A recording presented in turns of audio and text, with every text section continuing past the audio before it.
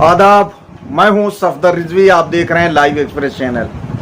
आपसे गुजारिश है कि इस चैनल को सब्सक्राइब करें, लाइक करें, शेयर करें और कमेंट करें। आज हमारे साथ बातचीत के लिए लखनऊ से सामाजिक कार्यकर्ता बहार आलम साहब हैं। हम बातचीत करेंगे लखनऊ की आज़ादारी को लेके और लखनऊ में रुके हुए जुलूसों को लेके, जिस पर आज मौलवियों की तरफ से कोई चर्चा नहीं हो रही है। 27 साल बाद भी उनकी तरफ से इस बात की कोई कोशिश नहीं की गई कि आज़ादारी के जुलूसों को बढ़वाने के लिए सरकार से मीटिंग करें, चर्चा करें और इस बात की कोशिश करें कि जुलूसों को बढ़ाया जाए। क्योंकि जो कॉन्ट्रैक्ट हुआ था, जो करार हुआ था, उसमें साफ साफ लिखा गया था कि हर साल जुलूसों को बढ़वाने के लिए एक बैठक होगी। हमारे साथ बहार आलम साहब हैं। वे बब्बू भोपाली के बेहद करीबी माने जाते हैं और बताया जाता है कि भोपाली जब आईसीयू में पहुंचे तो बहार आलम साहब को बुलवाया और उनसे कोई खास वसीयत की थी। हम जानना चाहेंगे बहार आलम साहब से कि आज़ादारी के जुलूसों को लेकर इस समय में जो हो रहा है उस बारे में आप क्या कहना चाहेंगे? देखिए, इस वक्त जो भी चर्चाएं चल रही हैं कि कोई कहता है मैंने उठवाया, कोई कहता है मैंने उठवाया जुलूस, तो ये तो बिल्कुल गलत बयानी हो रही है। इसमें किसी भी एक आदमी का हाथ नहीं है कि उसने उठवाया। हाँ, ये जरूर है कि 3 लोगों ने अपनी जान गंवाई, कुर्बानी दी। उसका ये लोग जिक्र करते हुए लोगों को शर्म आती है कि उसका जिक्र ना करो, उसका जिक्र ना करो। क्यों? उसकी क्या वजह है ये? क्योंकि लोगों को अपना नाम कमाना है कि हम इसमें थे, हमने ऐसा किया। बहार आलम साहब, आज ऐसी चर्चाएं हो रही हैं, बल्कि ये कहा जाए तो गलत नहीं होगा कि मेंबर्स तक से गलत बयानी की जा रही है, तारीख को तोड़ मड़ोड़ के पेश किया जा रहा है। क्योंकि आप आई विटनेस हैं, इसलिए आप क्या बताना चाहेंगे? जो बताया जा रहा है उससे क्या डिफरेंट है? बहुत फर्क है, इसमें बहुत फर्क है। देखिए, मरहूम आकाए शरीयत कल्बे आबिद साहब ने एहतजाज शुरू किया था। देखिए, जो उन्होंने कहा कल्बे जवाद साहब कबीला ने कि मैं खड़ा था और मेरे वालिद खड़े थे और प्रदर्शन चल रहा था, लाठियां चल रही थी, तो ये उन्होंने उस जमाने की बात की जब इनके वालिद साहब जिंदा थे। उस एजिटेशन की जिन्हें बात की कि वो अशरे में एजिटेशन करवाते थे और उसमें हम भी गए हैं एजिटेशन में, उस एजिटेशन में, और उसमें कल्बे जवाद साहब भी गए। हम लोग करीब 1.5 महीना एक साथ रहे हैं। तो वो तो उस वक्त की बात हो गई। लेकिन जो आज के नौजवानों को ये बता रहे हैं कि आज़ादारी हमने खुलवाई, वो ये गलत बयानी है। ऐसा कोई समय नहीं था जब ये आज़ादारी के आंदोलन में पूरी तरह एक्टिव रहे हों और इनके वालिद माजिद इनकी काल पे ये कहीं खड़े नजर आए हों। ठीक, उस वक्त ये एक्टिव थे ही नहीं है जी। उस वक्त तो ये गुमनाम थे, उस वक्त तो ये बिल्कुल गुमनाम थे जब इनके वालिद साहब जिंदा थे। बहुत कम सीने भी थी इनकी और उनके आगे नहीं खड़े हो सकते थे, ऐसी कोई बात ही नहीं है। उसके बाद का ये वाकया है, ये 97 का, जी जी, जो आज के नौजवानों को बता रहे हैं कि मैंने खुलवाई, तो ये गलत बयानी है। नौजवानों को गुमराह किया जा रहा है और सच्चाई से गुरेज की जा रही है। इनको ये बताना चाहिए था कि एक यहाँ पे धरना चल रहा था दरगाह हज़रत अब्बास अलैहिस्सलाम में, कुछ नौजवानों ने धरना शुरू किया था। उसके बाद 1.5 महीने तक वो चलता रहा, वही धरना चलता रहा, जब वहाँ पर कोई सुनवाई नहीं हुई। और हमें तो यहाँ तक के मालूम है कि कुछ मौलवियों ने उस धरने को उठा के फेंकने की बात की थी कि धरने को उठा के फेंक दो। इसमें 4थे दिन से शुरू होने लगी थी ये बातें। लेकिन वो कुछ लोग और उसमें जो लगे हुए थे, उन लोगों ने उसको रोका और पब्लिक बढ़ती चली गई धरने प्रदर्शन में उनके, और रोज वहां पे जलसे होने लगे। उसमें ओकला भी आते थे, मौलाना भी आते थे और सभा की तकरीरें करते थे। इससे भीड़ का जमावड़ा वहां पे ज्यादा बढ़ता रहा। इमाम हुसैन सलाम के चाहने वालों की भीड़ बढ़ती गई वहां पे। और उसके बाद भी कुछ मौलवी लगे हुए थे कि धरने को किसी सूरत से खत्म कराया जाए, यहाँ से हटवाया जाए।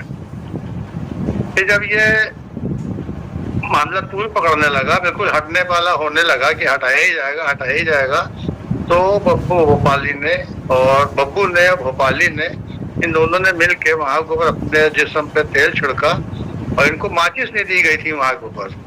जो माचिस मांगते थे, माचिस छुपा ली गई थी कि उनको नहीं दी जा रही थी। तो ये लोग दौड़ के सामने हलवाई की दुकान थी, वहां चले गए। इन्होंने भट्टी के अंदर हाथ घुसेड़ के जलते हुए कोयले उठा के अपने जिस्म पे लगा लिए। जी जी जी। ये तो उनके जज्बात थे आजादी के लिए, और उससे छुपाया जा रहा है कि ये ना बताओ किसी को, कौम को ना बताओ। सूरह फातिहा तक कोई नहीं पढ़वाता है जनाब, कि कोई सूरह फातिहा उनकी पढ़वा दे मजलिसों में, जबकि हर साल सूरह फातिहा पढ़वाना चाहिए। जुलूसों की जो मजलिस होती है उसमें तो खास तौर से पढ़वाना चाहिए थी। यहाँ तक आपने बताया कि उन्होंने आग लगाने की पूरी कोशिश की और आग लगाने में कामयाब हो गए। उसके बाद वो हॉस्पिटल पहुंचे, हॉस्पिटल के आईसीयू में आपको बुलवाया, क्या ये बात सही है? नहीं, देखिए, हम वहाँ पर हॉस्पिटल में जब पहुंचे तो हम भी गए थे, क्योंकि उस वक्त हम अखबार में लिखते थे जी, और हमारा अखबार में हमारा लिखने का काम था उस वक्त। तो उसके जरिए हम वहाँ तक पहुँच गए। उसके बाद फिर उसको मालूम हुआ कि हम हैं बाहर। 2 लोगों ने उसने पूछवाया कि वहाँ पूछी देखी हैं, वार्ड बॉय पूछने आया, हमारा नाम लेकर उसने पूछा तो और लोगों ने हमको बताया कि भाई वो आपको बब्बू भाई बुला रहे हैं। तो फिर हम अंदर गए, अंदर जाके मैंने जब तो देखा कंडीशन तो बस रोंगटे खड़े हो गए थे। उसका जिस्म था पूरा, खाल उसकी जल गई थी, यानी कि 65-70% जल गया था वो। जी जी। और पूरी सफेद अंदर से पूरी चर्बी दिख रही थी, पूरी बॉडी के, चेहरे में भी दिख रही थी। तो कहने लगा देखो मैंने अपना काम पूरा कर दिया है, मैंने मौला के नाम के ऊपर अपने को आग लगा ली है, और कोई काम ऐसा नहीं होना चाहिए जिससे कोई काम अधूरा रह जाए। सब लोग मिलके इस मेहनत को कामयाब करना, और कुछ मौलवियों को इसमें आगे मत आने देना। वो तुम जानते हो किसको किसको नहीं आने देना है, ये उसने कहा था। क्योंकि वो आगा रूही साहब और इधर जो छोटे मौलाना हैं जितने भी हैं ये, और जो मौलवी हैं, सबका बहुत वो मानने वाला था वो जी, और सबसे ज्यादा आगा रूही साहब को मानता था वो।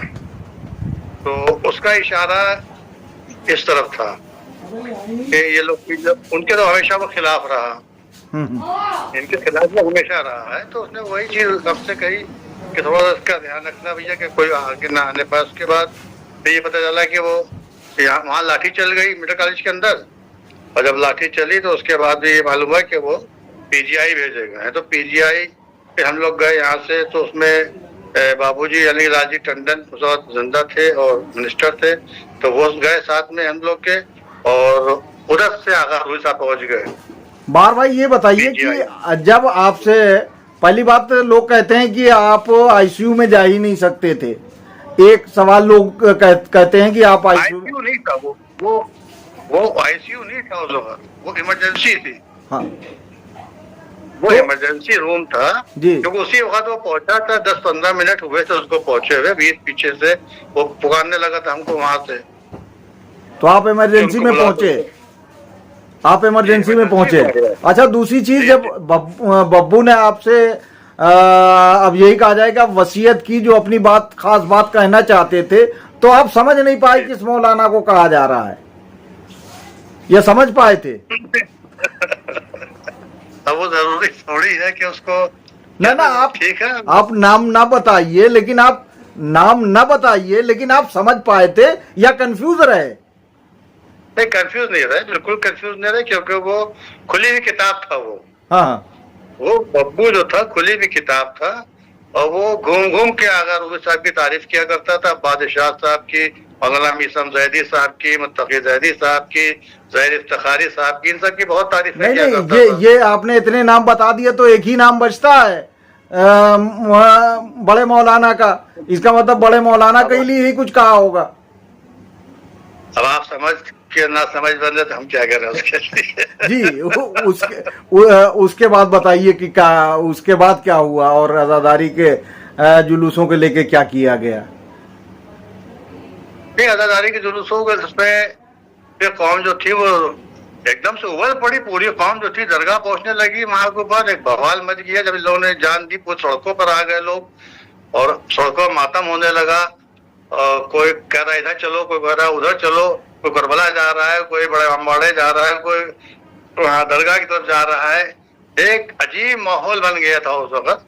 तब कोई मौलाना सामने ही नहीं आ रहा था, कोई नहीं सामने आ रहा था। तो इनकी तरफ से एक मैसेज आया कल्बे जवाद साहब की तरफ से कि आप लोग एक साथ निकलिए मातम करते हुए। 2 दिन के बाद या 3 दिन के बाद जब वहां जाना था, पुलिस लाइन जाना था, वहां से पुलिस लाइन सब लोग गए। बड़ा उसमें बवाल हुआ और कुछ थोड़ा बहुत हमें याद भी नहीं है और दिन हो गए। तो इन तीनों की हम कहने का मकसद ये है कि इन तीनों ने जो जान दी थी एक इश्क़ अल्ताफ से, इन तीनों की जान देने की वजह से ये अज़ादारी के जुलूस खोले गए थे। और इनके वालिद माजिद जो थे उन्होंने ये कहा था, कई दफा तकरीरों में अपने कहा था, जब एजिटेशन होता था उसके पहले तकरीर होती थी, वो ये कहते थे कि 100 साल जुलूस ना उठे लेकिन हम अपने जुलूसों के लिए मदे साहबा का जुलूस नहीं देंगे। जुलूस से मोहब्बत भी हम देने को तैयार हैं और जुलूस से मदे साहबा हम नहीं देंगे, कतई नहीं देंगे, चाहे कुछ हो जाए। इसका मतलब ये आप साफ साफ कहना चाह रहे हैं कि इन मौलवियों ने जिन्होंने समझौता किया, कंडीशन भले ही कैसी रही हो, लेकिन इन्होंने बाप दादाओं की नाक कटवाई, कौम के साथ गद्दारी की। भाई जो चीज हमको मालूम वो सबको मालूम है जी। अच्छा तो है नहीं, कल आबिद साहब की कोई किसी ने स्पीच नहीं सुनी या कोई उसमें शामिल नहीं हुआ, सबको मालूम है। नहीं 27 साल की उम्र वाले जो हैं, 27 साल की उम्र वाले जो नौजवान हैं, उनको हमारे ख्याल से बहुत सारे लोग नहीं पता होगा। युवा जो 27 साल के हैं या उसके बाद के हैं, तो उनको बहुत सारी हकीकत नहीं पता है। तो उन्हें बताइए कि जो है कल्बे आबिद साहब क्या चाहते थे, या अशरफ हुसैन एडवोकेट भी शामिल हैं जो एक पिलर की तरह से थे। और ये आज़ादारी के जुलूस जिस हिसाब से बाद में निकाले गए समझौता करके, अगर वो चाहते तो क्या कभी बंद ही ना होता, यानी 21 साल पहले ही आज़ादारी के जुलूस निकल सकते थे। तो नहीं, ये 3 जाने जाती वरना प्रोग्राम कम होते। हमारे 974 जुलूस थे, 974 जुलूस देने को वो राजी थे। कहते थे कि एक जुलूस मदे साहबा का हमें दे दीजिए। जी जी। अगर उस वक्त दे दिया जाता जुलूस तो एक भी जान न जाती, ना इतना बवाल होता। तो इस वक्त जो दिया गया है वो तो आप खुद ही समझ सकते हैं कि कैसे दिया गया, क्या किया गया है, किस दबाव में दे दिया, कैसे कर दिया। और बिल्कुल ये नाइंसाफी हुई है बुजुर्गों के साथ, चाहे अशरफ हुसैन एडवोकेट साहब मरूम हो, चाहे कल्बे आबिद साहब मरूम हो, उनके साथ भी नाइंसाफी हुई है। एक सवाल ये भी उठता है कि जब इन 3 जवानों ने कुर्बानी दे दी, उसके बाद बड़ी चेमेगोइयां हुई और इन मौलवियों ने भी अपने फतवे दिए कि हराम मौत मरे। आपने खुद अपने कानों से सुना होगा, उस बारे में बताएं। नहीं, वो तो देखिए उन लोगों की बिल्कुल गलत बयानी थी और कहा, मौलवियों ने ये बातचीत कही और वो किस दबाव में कह रहे थे, किसको सुनाने के लिए कह रही मुझे नहीं मालूम। लोग हैरत करते थे कि ये मौलवी हो के ऐसी बातें कर रहे हैं कि ये हराम मौत मरे, इनके खिलाफ FIR लिखी जाए। गलत था वो। और शायद यही वजह थी कि उन्हें लखनऊ की में इतनी सारी बड़ी बड़ी करबलाएं हैं, कहीं दफन नहीं होने दिया गया और उन्हें जो है बगरा भेजा गया। देखिए बगरा में दफन होना जरूरी भी नहीं था और जरूरी भी था, दोनों बातें हैं जी, दोनों बातें हैं।